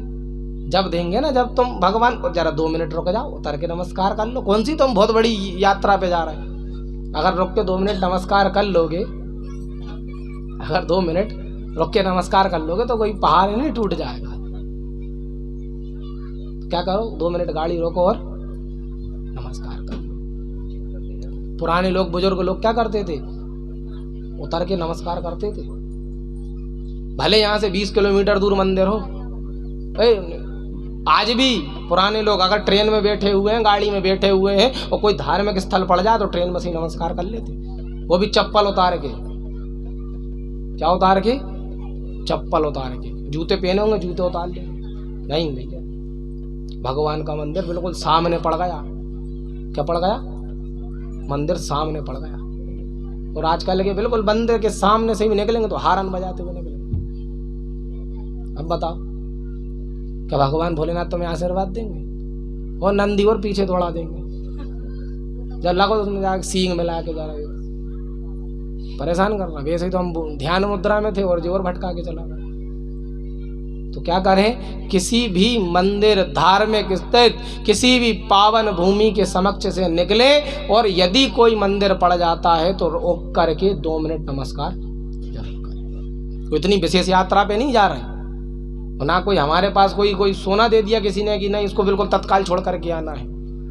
2 मिनट रुको, भगवान को नमस्कार करो, फिर अपनी यात्रा आरंभ करो। मैं वचन देता हूं कि इससे आपके पूरे मार्ग में आपके साथ कुछ गलत हो जाए, कुछ नहीं हुआ। क्यों? क्योंकि हम भगवान से बोल के आए हैं। अगर हम भगवान से बोल के आए हैं तो वचन देता हूं तो मैं पूरे मार्ग में कुछ नहीं हो सकता। तो शिव पुराण में माता पार्वती ने भगवान भोलेनाथ से कहा कि कोई भक्त कैसे शिव पद को प्राप्त कर सकता है। मान लो वो किसी कुसंगति में चला गया, किसी कुसंगति में चला गया, जाने अनजाने में उससे पाप भी हो गया, तो उस पाप से कैसे मुक्त हो सकता है? कहते ना कि घर में एक व्यक्ति तो विद्वान है और दूसरा व्यक्ति कुकर्मी है, पापी है। कुकर्मी और पापी है। तो जो जिसको जो करना है वो तो उसे करने दो। क्योंकि आज के युग में किसी व्यक्ति को समझाना क्या है कि किसी को दिया ज्ञान और उसने हिलाए कान। ना गधे को एक ज्ञान, गधे को दिया ज्ञान और गधे ने हिलाए कान। उसको ज्ञान से कोई मतलब नहीं। तो माता पार्वती के संवाद पे भगवान भोलेनाथ ने उन्हें एक छोटा सा प्रसंग सुनाया। एक छोटा सा प्रसंग सुनाया कि महर्षि कुसुमांड जी के यहाँ एक मंडप नाम का बालक जन्म हुआ। बड़ा सुशोभित, बड़ा सुंदर जन्म लिया। धीरे धीरे बढ़ता गया। समय काल है। आज अगर हम यौवन अवस्था में हैं तो कभी हमें बुजुर्ग भी होना है। जो हमसे छोटे हैं वो कभी बड़े होंगे। क्यों? क्योंकि जो समय की घड़ी है वो घूमती हुई आती जरूर है। कल तुम्हारा अच्छा समय था, आज मेरा होगा, या आज मेरा बुरा चल रहा है तो भगवान की कृपा ऐसी बरसे कि एक दिन मेरा भी अच्छा समय आएगा। क्योंकि सभी के जीवन में दुख नहीं लिखे। जिनने दुख भोगे हैं उनको बाद में सुख भी जरूर मिला है। सूत जी की आयु 12 वर्ष कही गई है। 12 वर्ष की आयु में उन्होंने समस्त वेदों, पुराणों, शास्त्रों और अध्ययनों का अध्ययन कर लिया था। अब एक दिन ऋषि मुनि जब चले आ रहे, ऋषियों ने देखा कि एक छोटा सा बालक, ज्यादा नहीं, छोटा सा बालक कठोर तप कर रहा और उनकी सेवा में एक बालक लगा हुआ है, एक युवा उनकी सेवा में लगा हुआ है। जाकर के 2 बूंद जल लेकर के आए और 2 बार राम राम बोल करके जल उनके पात्र में डाल दिया। ना कैसा मूर्ख है ये, कैसा मूर्ख है। बर्तन उठा के जाए, पानी में भरे और भरा हुआ लेके आ जाए।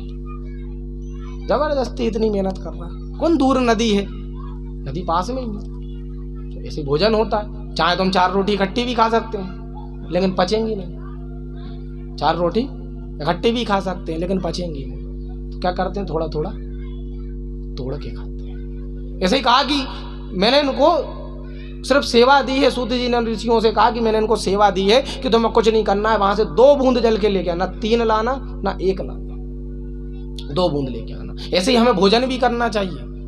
जितना खा सको उतना ही थाली में रखो। क्योंकि अन्न कथावली में लिखा है, अन्न पूर्णा की कथावली में लिखा हुआ है कि उतना ही लेना थाली में और व्यर्थ ना जाए नाली में। किसी साहूकार के पास जाना, वो आपको 1 ग्राम चावल ज्यादा नहीं देगा। धोखे से 5 ग्राम चढ़ भी जाएंगे ना, किसी व्यापारी के 5 ग्राम चावल चढ़ जाएंगे, वो 5 ग्राम चावल उतार लेगा। क्यों उतार लेगा? वो चाहता तो 5 का 10 ग्राम ज्यादा दे सकता है, लेकिन वो उसकी वैल्यू समझता है, उसकी महत्वता को समझता है कि अगर मैंने 5-5 ग्राम एक एक व्यक्ति को ज्यादा दे दिया तो एक दिन में 10 लोगों को 50 ग्राम ज्यादा चला जाएगा, 100 लोगों को 500 ग्राम ज्यादा चल जाएगा, मेरा नुकसान हो जाएगा। तो जब वो अन्न की महत्वता को समझता है तो आप भी अन्न की महत्वता को समझो। पूछा कि ये बालक कौन है? कहने लगे कुसुमांड ऋषि का इकलौता बालक है, इकलौता पुत्र है। कौन है? इकलौता पुत्र है जो भक्ति भाव करता रहता है। बड़ा कुसंगति था, कुसंग भाव में चला गया था, कुसंगति का संगत पकड़ लिया था। इसलिए ये आज परेशान है। लेकिन आपने इस व्यक्ति को कैसे रख लिया, आपने इस बालक को अपने साथ सेवा में कैसे रख लिया, इसका मैं कारण जानना चाहता हूं। तो महर्षि जी ने कहा, सूत जी ने कहा कि हे ऋषि मुनियों, उसने शिव जी की सेवा करी है। किसकी सेवा करी है?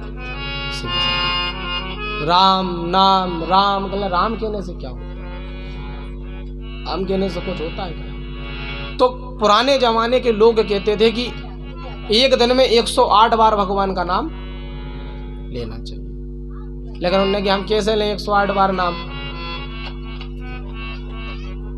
उचित नहीं है, 108 बार नाम नहीं ले सकते। तो कह जिसने जीवन में 2 बार राम राम बोल लिया, उसने भगवान का 108 बार जप कर लिया। कभी राम आ से लेके ज्ञा तक लिखना और फिर देखना रा कितने नंबर पे आता है, फिर माँ को देखना कितने नंबर पे आता है, और रा और माँ को दोनों को जोड़ देना तो 54 बनता है। रा और माँ को दोनों को जोड़ देना क्या बनेगा? 54 बनेगा। और जब एक बार राम बोला तो 54 और एक बार राम बोला तो 54 और 54 108, मतलब कि 2 बार राम राम कहने से क्या हो गया? 108 बार भगवान का नाम ले लिया। इसलिए पुराने जमाने पहले के लोग राम राम करते। हाँ भैया राम राम। भले राम राम की बड़ी महिमा है। तो माता पार्वती को भगवान भोलेनाथ ने बताया कुष्मांड राम नाम की चोर ने छुपा करके। अब सुदामा जी ब्राह्मण ऊपर से विद्वान, जैसे ही सुदामा जी ने पोटली उठाई, देखा ये तो वो श्रापित चने हैं, जो इसको खाएगा उसको दरिद्रता लग जाएगी, जो इस चनों को खाएगा उसको दरिद्रता लग जाएगी। ये भी भगवान शिव की एक माया थी। किसकी? शिव की, क्योंकि उन्हें भगवान कृष्ण को द्वारका का राजा बना रहा था। और बिना कोई परीक्षा के आप उत्तीर्ण नहीं हो सकते। जब परीक्षा दोगे, उसमें पास हो जाओगे, तभी तुम्हारा भाग उदय होगा। अब सुदामा जी कहने लगे कि ये अगर ये चने कृष्ण ने खाए तो वो तो निर्धन हो जाएगा, गरीब हो जाएगा, दरिद्रता घिर जाएगी। तो सुदामा जी ने वो चने स्वयं ग्रहण कर लिए। जो संसार को जानते हैं वो समझते नहीं है कि सुदामा ने चने नहीं खाए। सब जानते हैं चने खा लिए। उन्होंने कहा सुदामा जी क्या बात है, बड़े दांत किटकिटा रहे हैं, कुछ तो खा रहा है। कहले नहीं वो तो ठंड है, ठंड लग रही है तो दांत किटकिटा रहे हैं। तो ऐसा नहीं वो चने लाए हो वो खा जाओ। अरे नहीं कहले रखें, जब भूख लगेगी तब खाएंगे। सुदामा जी सारे चने। ऐसा मित्र होना चाहिए कि हमें दरिद्रता से बचाए। कृष्ण भगवान को न दरिद्रता से बचाई। अब कृष्ण भगवान कहने लगे बड़ी भूख लगी है, चलो पानी भी थम गया, अब भोजन करते। कहला चने, कहला वो तो सब हमने भूखी गिलहरी को खिला दी। कहला चलो खिला दिए तो ठीक है, दान हो गया। लेकिन सत्यता क्या है? उस चने की छाल होठों पे लगी हुई थी, चोरी पकड़ी गई। कहते ना झूठ कितना भी बोलो, आज नहीं कल नहीं परसों नहीं, कभी ना कभी झूठ पकड़ा जाएगा। सुदामा जी से कहा बताओ कितना झूठ बोल रहे हैं। कहले क्या करें, भूख लग रही थी, मुट्ठी भर चने थे, ना तुम्हारा पेट भरता ना मेरा भरता, तो मैंने सोचा मैं ही ग्रहण कर लिया। तो जो कुष्मांड ऋषि जी के पुत्र थे, मंडप नाम के जो उनके पुत्र थे, भाई बड़ा परेशान होगा कि प्रभु मैंने आज जो संसार में सबसे बड़ा पाप होता है वो मैंने आज कर लिया। संसार का सबसे बड़ा पाप है झूठ बोलना और एक चोरी करना। कभी झूठ मत बोलना अपने माँ बाप से बोल दो, क्योंकि वो समझ जाते तुम झूठ बोल रहे। माँ बाप समझ जाते कि तुम झूठ बोल रहे, लेकिन अन्य किसी व्यक्ति से मत बोलो, क्योंकि वो तुम्हारा झूठ बर्दाश्त नहीं करेगा। एक बच्चे ने अपने बाप से कहा कि आप मुझे 100 दो, मैं शाम के 500 दूंगा। पिताजी मुस्कुराए, किसे कहाँ से दोगे? जो स्वयं मुझसे मांग रहा है वो मुझे कहाँ से देगा? ऐसे ही तो भक्त होता है, भगवान से कहता है प्रभु आप मेरे ऊपर ये कृपा कर दो और मैं आपको सोने का छत्र चढ़ा दूंगा। तुम स्वयं मांगने गए हो, भगवान को कहाँ से दान कर दो? तो उस मंडप का उद्धार कैसे हुआ? उस मंडप का उद्धार कैसे हुआ? उस मंडप को जब उसके मित्रों ने बदहाल स्थिति में जंगल में छोड़ दिया, उस जंगल में छोड़ दिया। तो उस जंगल से भाई चल कर के कुछ दूर चला और कुछ दूर चल कर के देखा कि कुछ लोग बैठ करके भगवान भोलेनाथ की पूजा कर रहे थे। भगवान भोलेनाथ की पूजा की और वह भी वहां विराजमान हो गया। उधर के लोगों को ये लगा कि हो ना हो ये कोई ना कोई तपस्वी साधु है जिसने रात भर से एक अन्न का दाना नहीं खाया और वहां बैठ करके भक्ति कर रहा। उन्हें लगा हो सकता कोई साधु तपस्वी हो। भाई भी उनके साथ चल दिया। साथ में चला तो ना जाने कितनी पवित्र नदियों को संगम में स्नान कर करके पवित्र नदियों के संगम स्नान से वो जल मात्र को ग्रहण करता हुआ शिवपद को प्राप्त कर लिया। तब मैंने सूत जी ने कहा कि तब मैंने कुसुमांड ऋषि जी से आग्रह किया कि आपका बालक मुझे सौंप दो। आज आपका बालक मेरे साथ रहता है और आपके बालक ने शिव पद की प्राप्ति कर ली। एक बार जलाशय में भगवान विष्णु जी शयन कक्ष में थे, भैया सैया स्नान पर लेटे हुए थे। भगवान भोलेनाथ की यहां भी लीला थी। भगवान भोलेनाथ की यहां भी लीला थी। जब भगवान विष्णु जी शय कक्ष में थे, शयन स्थान में थे, तो उनकी नाभि से एक कमल उत्पन्न हुआ। बड़ा सुंदर मनमोहक कमल का पुष्प उत्पन्न हुआ। उसी कमल पुष्प में से ब्रह्मा जी को प्रकट हुए। अब जब अंतहीन आकाश से आकाशवाणी हुई कि 12 वर्ष ओम नमो भगवते वासुदेवाय नमः, ओम नमो भगवते वासुदेवाय नमः इसका जाप करो। उन्होंने उस मंत्र का जाप किया। जब उस मंत्र का जाप किया, उस मंत्र को 12 वर्ष तक निरंतर जपते रहे, तो ब्रह्मा जी को लगा कि मैं ही सृष्टि का सबसे बड़ा हूं। उन्होंने पूछा आप कहना अहम ब्रह्मा, कुछ लोग कहते ना मैं। हनुमान राम भगवान ने कहा हम और रावण ने कहा मैं। तो जो व्यक्ति कहते ना मैं इसको कर सकता हूं वो कहीं ना कहीं फेल हो जाएगा, कहीं ना कहीं विमर्श हो जाएगा। और जिसने कहा कि नहीं हम, जो व्यक्ति कहते ना हम नहीं, हम अकेले नहीं कर सकते कोई काम, हम सब साथ में मिलके करेंगे, तो उसका जो बोझ होता है, उसका जो भार होता है, तो समय में बट जाता है। अब ब्रह्मा जी ने कहा कि हम बड़े, विष्णु जी कहने लगे हम बड़े। दोनों में बातों का भेद हो गया। नहीं हम बड़े, उन्होंने कहा हम बड़े। अब बातों बातों में थोड़े से धक्का मुक्की होने लगी। उन्होंने कहा हम बड़े, उन्होंने कहा तुम बड़े। धक्का मुक्की से थोड़ी सी और बढ़ गई और लड़ाई और बढ़ गई। अब जब लड़ाई और बढ़ गई, देवताओं ने देखा अब ये नहीं मान रहे, जाकर के उन्होंने भगवान भोलेनाथ का आह्वान किया।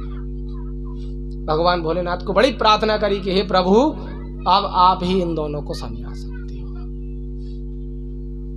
कहते ना दो बच्चे आपस में लड़ रहे हो, पिताजी आके खड़े हो जाएं तो वो दोनों बिल्कुल एक स्थान पे बैठ जाते, भले कितने ही बाहुबली हो, बूढ़े हो जाएं पिताजी, लेकिन फिर भी एक दोनों जाकर के नहीं तो अब पिताजी आ गए, अब नहीं लड़ना, अब पिताजी आ गए। तो भगवान भोलेनाथ एक शिवलिंग के स्वरूप में दोनों के बीच में आकर के खड़े हो गए।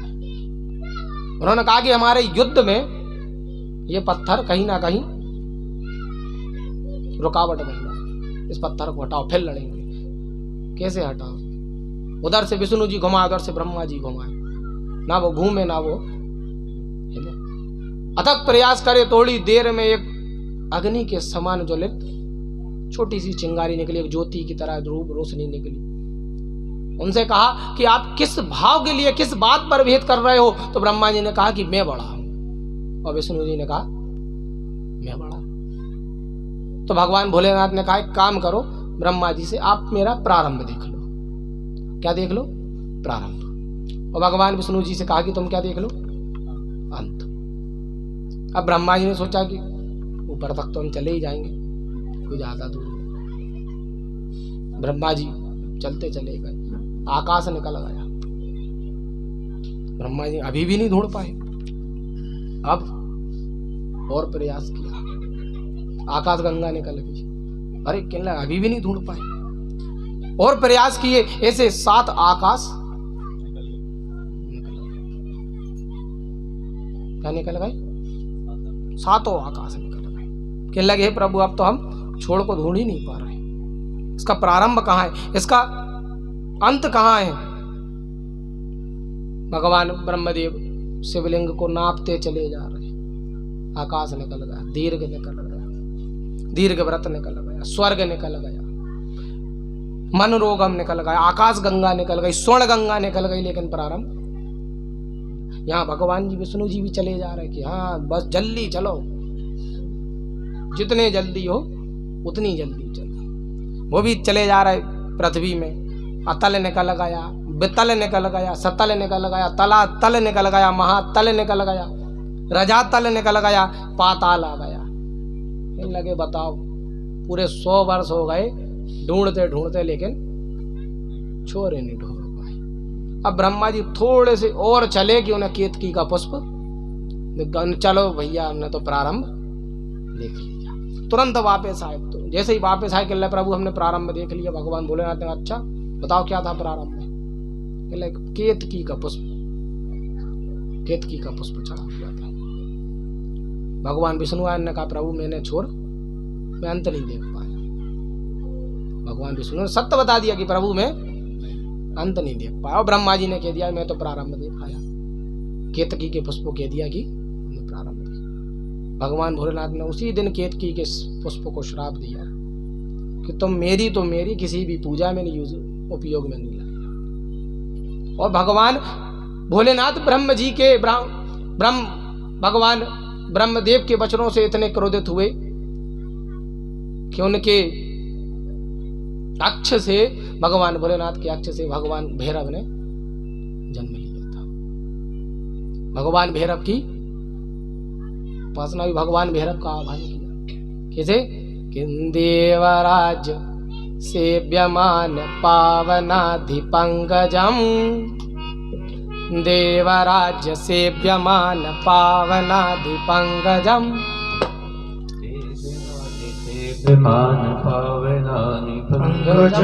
व्यालयाग्रसूत्रमेन्दुशेखरं कृपाकरं,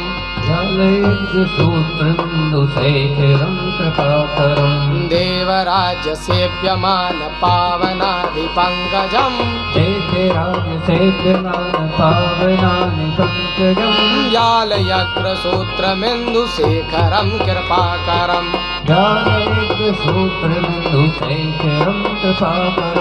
नारदादि योगी वृंद वंदितं दिगंबरं, नारदादि योगी वृंद वंदितं शिवं, नारदादि योगी वृंद वंदितं दिगंबरं, नारदादि योगी वृंद वंदितं दिगंबरं, काशिकापुराधिनाथ काल भैरवं भजे, काशिकापुराधिनाथ काल भैरवं भजे, हे काशिकापुराधिनाथ काल भैरवं भजे, काशिकापुराधिनाथ काल भैरवं भजे, काशिकापुराधिनाथ काल भैरवं भजे।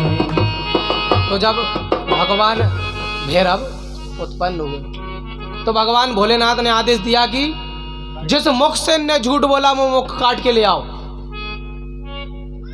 जिस मुख से झूठ बोला वो मुख काट लाओ। भगवान भैरव ने बाएं हाथ की बाएं उंगली, सबसे छोटी उंगली के नखाग्र से भगवान ब्रह्मदेव का गर्दन काट दिया। उन्हें चारों ही काट लाओ। भगवान भोलेनाथ का ऐसा आदमी चाहिए, ऐसे संसार में से देव चाहिए नहीं झूठ बोले, जाओ सब कुछ काट लाओ, चारों ही काट लाओ। अब भगवान ब्रह्मदेव ना ऐसे कदवत माँ ऐसे कदवत, अब भग रहे, अब पूरा संसार नाप रहे। क्यों? झूठ बोलने का। अब भगवान ब्रह्मा जी ने, भगवान ब्रह्मा जी ने किसका आह्वान किया? भोलेनाथ का।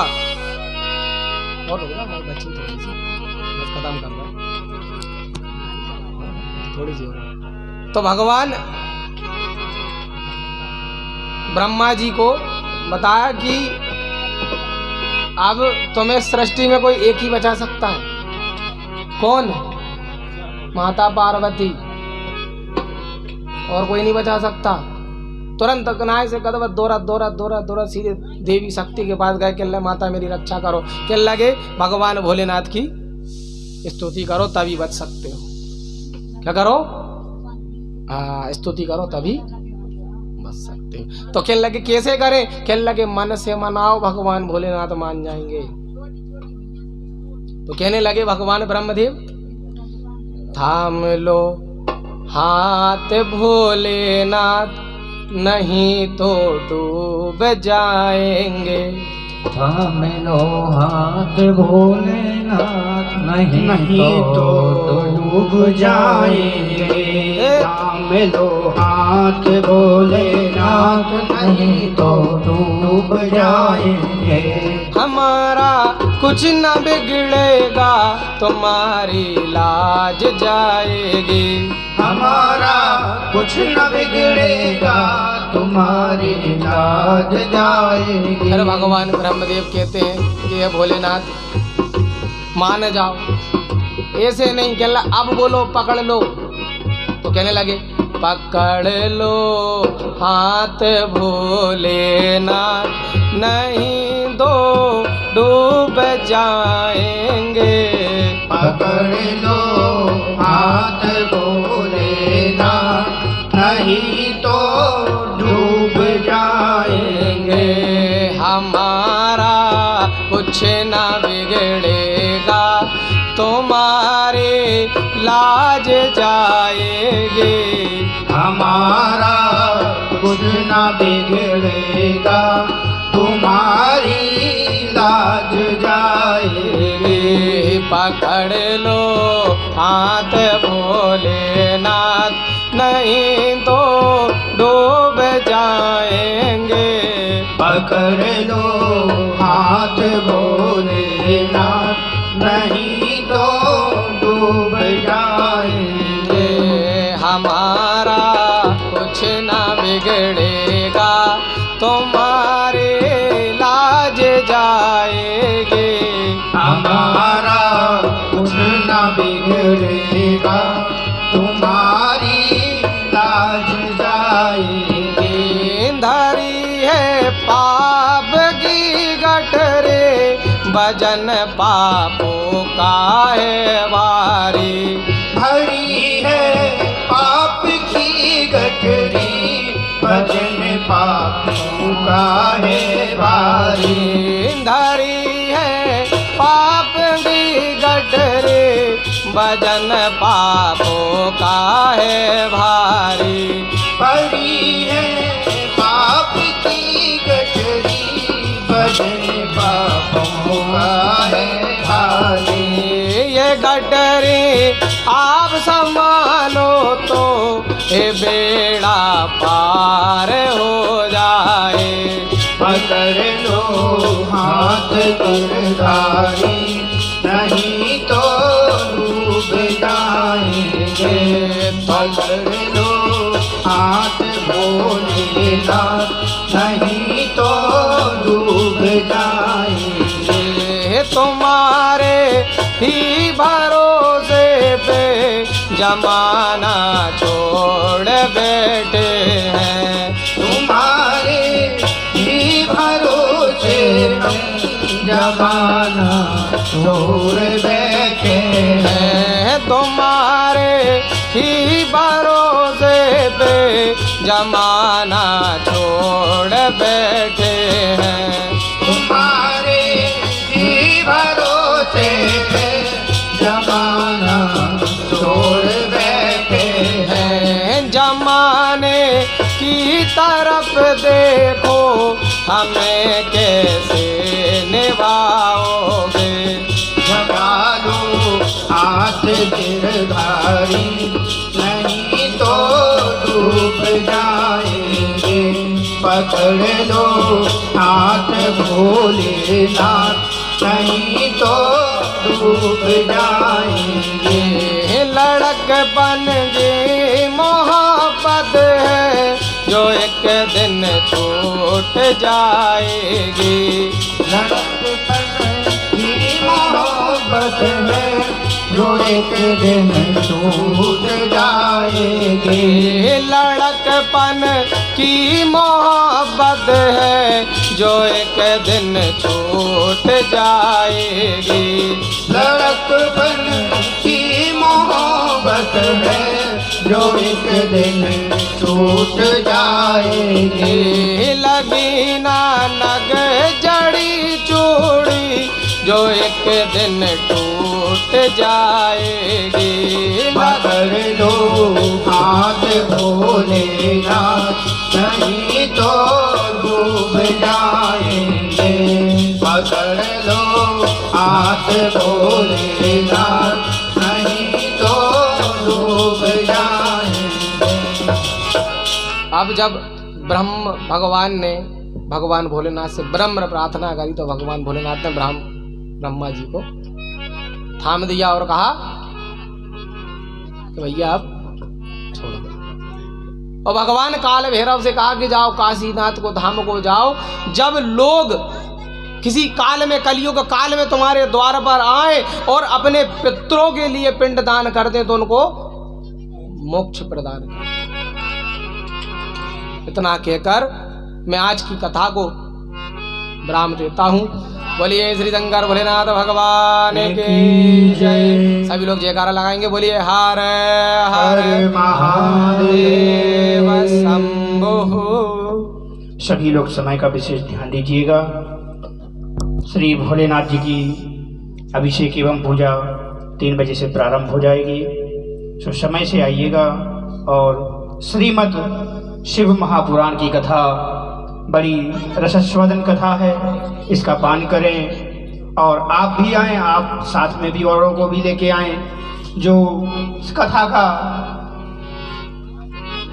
मीठा मीठा रस पान कर सकें एवं सभी धार्मिक अनुष्ठानों से जुड़ें। आप इस कथा का जो लाइव प्रसारण है वह भी YouTube चैनल पर देख सकते हैं।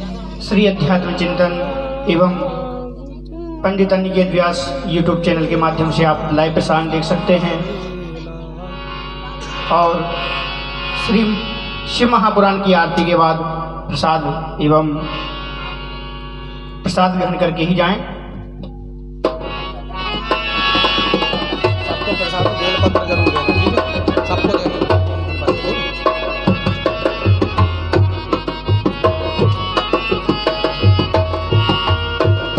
आरती बात करेंगे ना।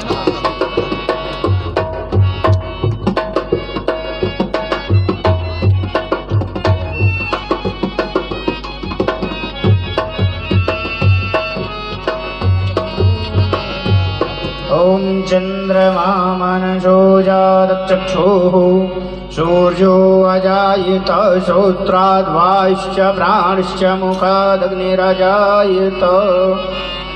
ओम जय शिव ओंकार भोले भज शिव ओंकार। ब्रह्मा विष्णु सदा शिव भोले भोले नाथ सदा शिव हरदांगे दारा। ओम हर हर हर महादेव। एकानन चतुरानन पंचानन राजे। ओ भोले पंचानन राजे। हंसासन गरुड़ासन हंसासन गरुड़ासन दशवाहन साजे। ओम हर हर हर महादेव। चतुर्भुज चार चतुर्भुज दस भुज अति शोभे। भोले दस भुज अति शोभे। तीनों रूप निरखता मुर्गी के रूप निरखता प्रभुवन जन मोरे। ओम हर हर हर महादेव। पीतांबर पीतांबर बागांबर अंबे। भोले बागांबर अंबे। सनकालिक ब्रह्मांड सनकालिक ब्रह्मांड भूरादिक गंगे। ओम हर हर हर महादेव। माला वनमाला तृणमाला धारे। बोले तृणमाला धारे। चंदन मृग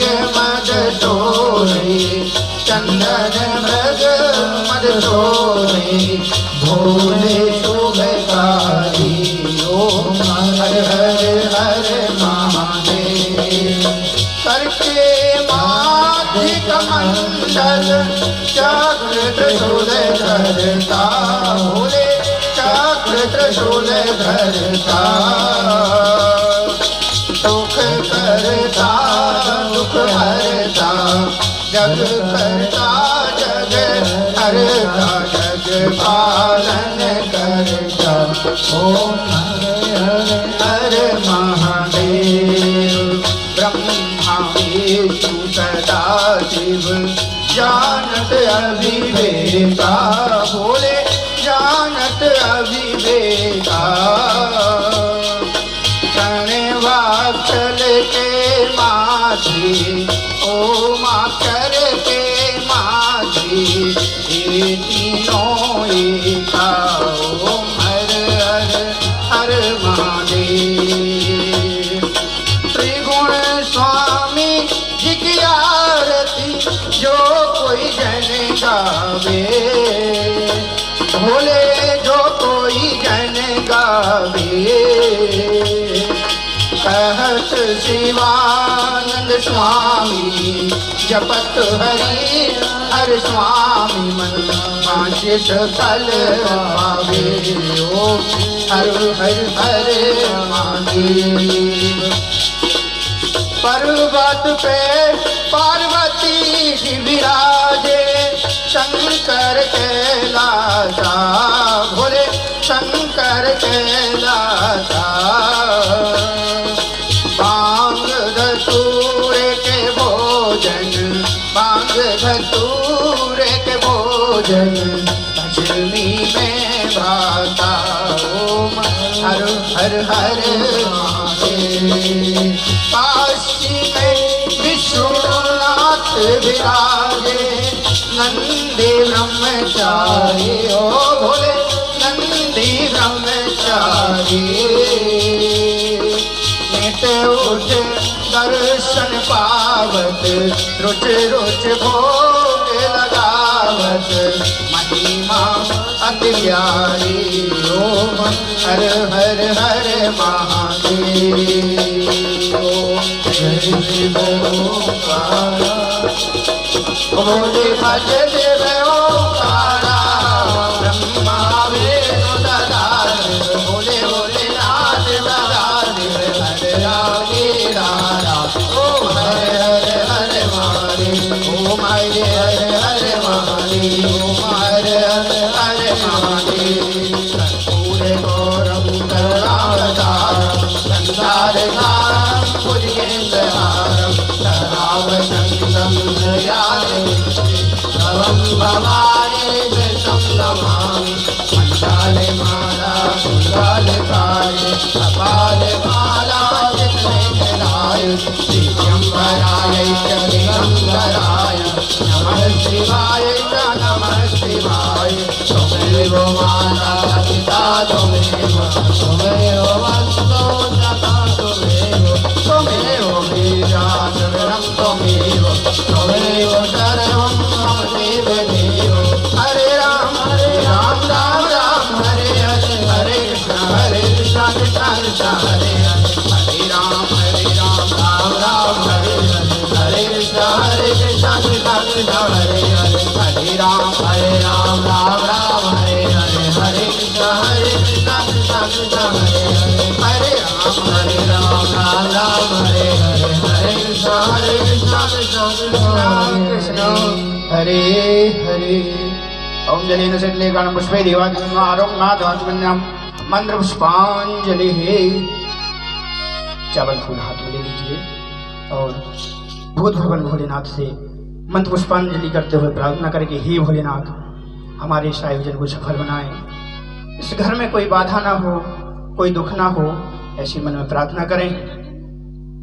ओम जगनेना जगनामय जंतु देवस्थानि धर्माणि प्रथमान्य षण्णातेहनाकं महिमानः सचन्त यत्र पूर्वे साध्याः शान्तिदेवाः राजाधिराजाय प्रसय्यशाहिने नमो वयं वै श्रवणाय कुर्महे सभी कामान काम कामाय मह्यम कामेश्वरो वै श्रवणो ददातु कुबेराय वैश्रवणाय महाराजाय नमः। ओम स्वस्ति साम्राज्यं भोज्यं सौराज्यं वैराज्यं पारमेष्ठ्यं राज्यं महाराज्यमाधिपत्यमयं समुद्रपर्यन्तायै सात् सर्वभौम सर्वायु शान्तादापराध प्रसभ्य समन्दपर्यन्ताय एकराधित श्लोको विगतो मर्दः परमेष्ठारो मतस्यावसङ्गहि आविच्छक्कामप्रे विश्वे देवा सभा सदतिः। ओम विश्वादक्षच्छोरोदु विश्वादो मुखो विश्वादो बाहुरोदु विश्वादसपाता संभाव्यन्धामादेशं पावत्रैध्यावा भूमि जनयन् देवैक। हरिः ओम एकदन्ताय विद्महे वक्रतुण्डाय धीमहि तन्नो दन्ति प्रचोदयात्। हरिः ओम गौरम्बिकायै विद्महे कर्मसिद्धिश्च धीमहि तन्नो गौरी प्रचोदयात्। हरिः ओम तत्पुरुषाय विद्महे महादेवाय धीमहि तन्नो रुद्रः प्रचोदयात्। हरिः ओम हिमाचलसुताय च विद्महे शिवप्रियाय च धीमहि तन्नो पार्वती प्रचोदयात्। सेवन्ति कामकुलजं प्रणिपातलब्जे पुण्यागजानि गल्भे रतसालपुष्पे बिल्वप्रवाह तुलसी जलमञ्जलिभिः तं पूजयामि जगदेश्वर मे प्रसीद। नाना सुगन्धपुष्पाणि यथा कालोद्भवानि च पुष्पाञ्जलिर्मया दत्त्वा ग्रहाणां परशोत्तमः। ओम श्री पुराण पुरुषोत्तमाय नमः, श्री बालकृष्णाय नमः, श्री श्याम सदाशिवाय नमः। मंत्र पुष्पांजलिं समर्पयामि। बोले शंकर भगवान की जय, श्री राधा रमण सरकार की जय, श्री हरदास जी महाराज की जय, श्री पार्वती मैया की जय, गणपति भगवान की जय, गजानन सरकार की जय, श्री व्यास जी महाराज की जय, श्री शिव महापुराण की जय। धर्म की जय हो, अधर्म का नाश हो, प्राणियों में विश्व का कल्याण हो। गौ माता की जय हो, सत्य सनातन धर्म की जय हो, बस्ती नगर की जय हो, अपने माता पिता की जय हो। ओम नमः पार्वती पतये हर हर महादेव।